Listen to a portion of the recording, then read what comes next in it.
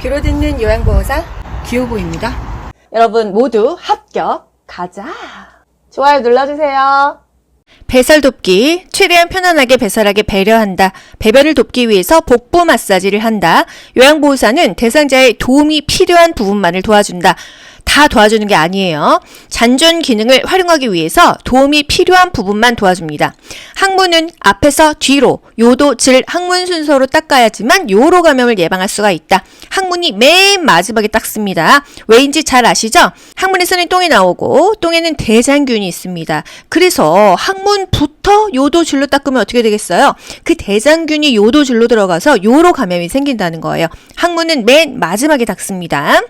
불쾌감을 느끼지 않도록 옷을 갈아입힌다. 배설 후에 어지러우면 옆에 설치된 응급벨을 누르라고 한다.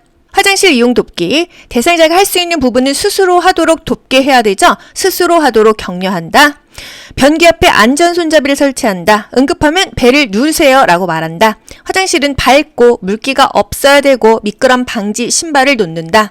대상자 집뿐만이 아니고 여러분 부모님 댁에 또는 여러분 댁에 그 미끄럼 방지 매트 같은 거 깔아 놓으셔야 됩니다. 낙상이 가장 많은 곳이 화장실입니다. 그리고 바닥에 젖었을 때이기 때문에 항상 조심하셔야 돼요. 편마비 환자인 경우에는 휠체어를 어느 쪽에 될까요? 건강한 쪽으로 됩니다. 건강한 쪽으로 항상 활용하게 해야 되는 거예요. 오른쪽이 만약에 건강해, 왼쪽이 편마비야, 오른쪽으로 대줘야겠죠? 눕힐 때는요, 오른쪽을 밑으로 눕혀야 됩니다. 왜? 일어날 때 밑으로 이렇게 건강한 쪽으로 짚고 일어나야 되니까. 밥을 먹일 때도요, 건강한 쪽으로 먹여야 되는 거예요. 항상 건강한 쪽으로 대준다, 먹인다, 활용한다. 아시죠? 편마비라면 휠체어를 건강한 쪽으로 대고 비스듬히 붙인다. 각도는 30에서 45도이다. 화장실 바닥은 미끄럽지 않게 미끄럼 방지 매트를 깔아준다는 거.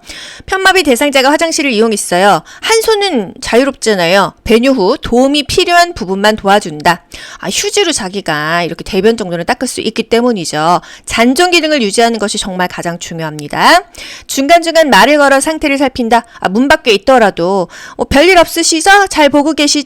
이렇게 질문을 하고 응답을 들어야 됩니다. 또 화장실에서 쓰러져 있을 수가 있기 때문이죠.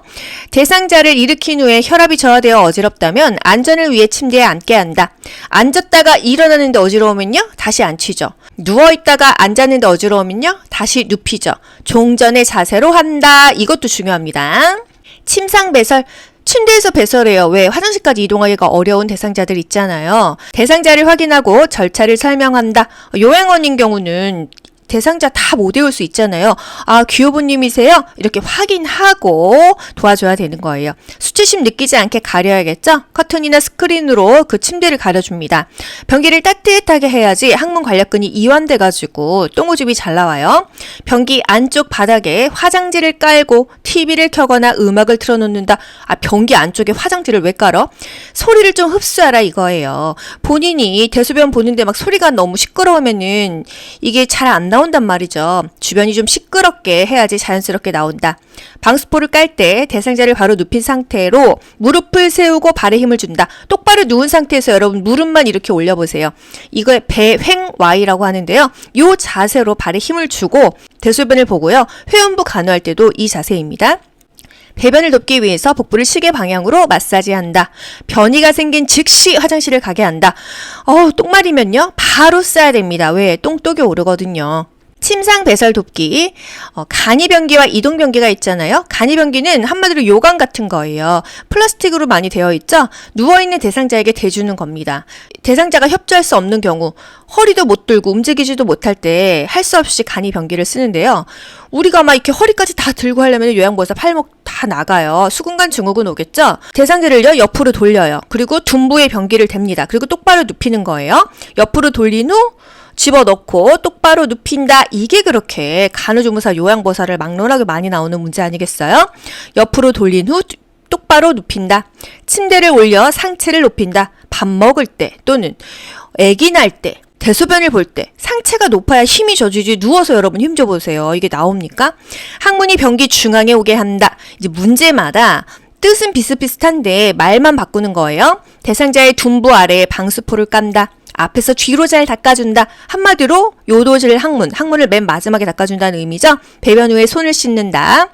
배설 후에 무릎 덮개를 걷어내고 침상 머리를 낮춘다.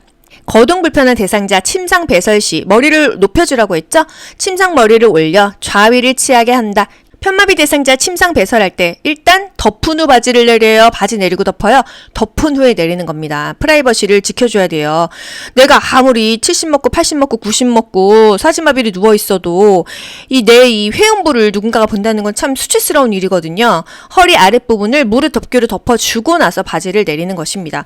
여러분 이게 내 일이라고 생각해 보세요. 저도 진짜 이런 거 강의를 하면서도 내가 이게 늙어가지고서는 병이 들어가지고서는 회음부를 다 보고 똥오줌 닦아주고 생각만 해도 너무 힘들어요. 그죠? 여러분 건강관리 잘 하시자고요. 내 손으로 밥 먹고 내 손으로 화장실 처리할 수 있고 이게 인간의 존엄성이죠. 너무 정말 이게 남이 다 해줘야 된다고 한다면은 저는 그것을 좀 다시 한번 생각해 봐야 될 것 같아요. 배설물 보고사항, 문제가 있으면 보고하죠? 소변에 거품이 많아, 피가 섞여 있어, 대변이 막 끈적끈적한 점액질이야, 이럴 때는 보고합니다. 대변이 굵게 나온 경우 보고하지 않아요. 황금색, 굵어, 이런 거는 정상적이라는 거. 이동변기 의자처럼 생겼는데 대소변 보는 그 부분만 뺐다 꼈다 씻어서 쓸 수 있습니다. 즉시 배설할 수 있도록 돕는다. 대상자 움직이는데 화장실까지 가려면 5분씩 걸려요. 지금 나 너무 매려운데요? 이러면 어떻게 해요? 이동변기 침대 옆에다가 이렇게 놓고 앉혀서 놓게 하는 거죠?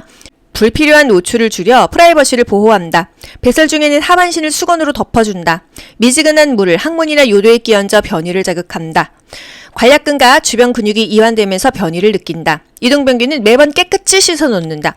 이동변기를 침대 옆에 놓고서는 그거를 똥오줌을 안 치워봐요. 방 안에 냄새가 막 너무 심하겠죠? 그때 이 화장실 변기에 버리고 씻어놔야겠어요. 이동변기통은 세척하여 본체와 함께 서늘한 곳에 보관한다. 플라스틱 재질이라서 또 땡볕에 보관하면 안 된다. 소독약으로 세척할 수 있는 이동변기를 사용한다. 이제 배설물이 아무리 물로 씻어도 세균이 있을 수 있으니까요. 락스 이런 소독약으로 세척할 수 있다면 좋겠다 이 얘기예요. 팔걸이와 등받이가 있는 변기를 선택한다. 아무래도 안정적이겠죠? 움직이기 힘들어하면 안아서 변기에 앉힌다. 근데 사실 대상자가 굉장히 무겁잖아요. 이걸 안아서 변기에 앉히다가는 요양보호사님들 허리 다 어깨 다 나갑니다. 이동변기 사용 시 돕는 법. 커튼이나 스크린으로 가려준다. 항상 뭔가 이렇게 배설을 할 때 이동변기 또는 간이변기 가려줘야 돼요. 프라이버시를 지켜줘야 된다. 이동변기 높이를 침대 높이랑 같도록 합니다. 높고 낮은 거 아니고요. 같도록 한다. 또 편마비 시 이동변기를 건강한 쪽으로 비스듬히 붙인다. 항상 건강한 쪽으로 대주고 건강한 쪽으로 먹게 하고 건강한 쪽을 활용하게 하는 거예요. 배설 중 하반신을 수건이나 무릎 덮개로 덮어준다. 바닥은 미끄럼 방지 매트를 깔아준다. 다 중복되죠? 찬 변기에 피부가 놀라지 않도록 변기를 데워둔다. 여러분 화장실에 한겨울에 이렇게 딱 앉으면은 차가워 하잖아요. 그래서 양손으로 이렇게 해서 앉지 않습니까? 거기다 또 뭘 씌워놓으면은 또 이 소변도 튀고 해서 지저분해요. 그래서 따뜻한 물이나 따뜻한 수건, 따뜻한 게 이완이 되어서 관략근이 이완이 되어서 배설하기가 좋다는 거. 대상자 두 발이 바닥에 닿게 한다. 그래야 안정적이라는 거예요. 까치발 뜨고 이렇게 있으면은 위험하잖아요. 그죠? 왼쪽 편마비 시 변기를 대상자의 오른쪽 침대 난간에 붙인다. 건강한 쪽에 붙인다는 얘기예요. 대상자가 옆에 있는 것을 원치 않을 때 밖에서 기다리며 계속 신경을 쓴다. 대상자가 변이를 느낄 수 있게 미지근한 물을 항문에 끼얹는다. 좌욕 해보신 적 있으세요? 여자분들은 많이 하시잖아요. 좌욕을 하면은요, 뜨끈뜨끈하니까 좌욕만 해야 되는데 갑자기 똥이 매린 경우가 있습니다. 그래서 따뜻한 물을 항문에 끼얹으면은요, 변이를 느낄 수가 있어요. 화장실을 보고 싶죠? 간이변기. 열탕으로 소독할 수 있도록 충분히 내열성이 있는 게 좋다. 또 침상에서 용변을 해결하는 방법이다. 어떤 문제가 나왔냐면요. 간이변기 그림이 딱 나오고요. 이것은 어디다 쓰는 물건인가 이런 문제가 나왔어요. 간이변기니까 침상에서 용변을 해결하기 위함이다. 배설하지 못했으면 변이가 생길 때 다시 데워준다. 둔부 밑에 방수포를 깐 후 간이변기를 데워준다. 기저귀, 의존성을 막기 위해서 바로 기저귀를 사용하지 않는다. 기저귀는 최후의 보루라고 했어요. 몇 번 실금했다고 기저귀를 차면요. 스스로 배설하는 습관이 약화되니까 좀 미룬다는 거죠. 기저귀 사용보다는 배뇨 간격에 맞춰서 소변을 보게 하고요. 배변 시간에 맞춰서 자주 살펴봅니다. 젖었으면 신속히 갈아주고요. 욕창이 생길 수 있잖아요. 그쵸? 피부 발진, 상처, 통증 호소를 살펴보고 욕창 예방 조치를 한다. 꼬리뼈 부위에 피부 발적이 있는지 살펴본다. 욕창이 가장 많이 생기는 부위가요. 이 천골, 꼬리뼈 부위거든요. 교환 전에 면 덮개를 이불 위에 덮은 후 이불만 다리 아래로 내린다. 이 정도가 되겠습니다. 기저귀 사용 시 돕는 법. 수치심을 느끼지 않도록 가려준다. 회음부는 앞에서 뒤로 닦는다. 상처를 살펴본다. 기저귀가 뭉치지 않도록 잘 펴서 둔부를 감싸준다. 유치 도뇨관. 소변줄을 계속 꽂고 있는 것이 유치 도뇨관입니다. 소변 주머니의 내용물은 지정된 장소에 버린다. 유치 도뇨관에서 소변 주머니는요, 항상 우리 몸보다 낮게 있어야 돼요. 소변 주머니를 방광 위치보다 낮게 둔다. 이동 시 소변 주머니는 방광보다 낮게 둔다. 소변의 양과 소변의 색깔을 2-3시간마다 확인한다. 소변 주머니를 아랫배보다 아래에 오도록 하고 보행하게 한다. 아랫배가 아프다고 하면 연결관이 꺾여 있는지 꼬여 있는지 눌려 있는지 확인한다. 금기사항이 없다면 수분 섭취를 권장한다. 수분을 많이 먹어야 요로 감염이 방지됩니다. 염증이 있으면요, 물을 많이 먹고 그 염증을 몸 밖으로 배출시키는 게 좋다고 했어요. 이상이 있으면 보고한다. 소변이 도뇨관 밖으로 샌다. 이거는 문제가 생겼다는 거죠? 빨리 보고합니다. 귀로 듣고 고득점 합격하는 비결이 귀요보에 있습니다. 여러분 모두 합격. 가자. 안녕. 좋아요 눌러주세요.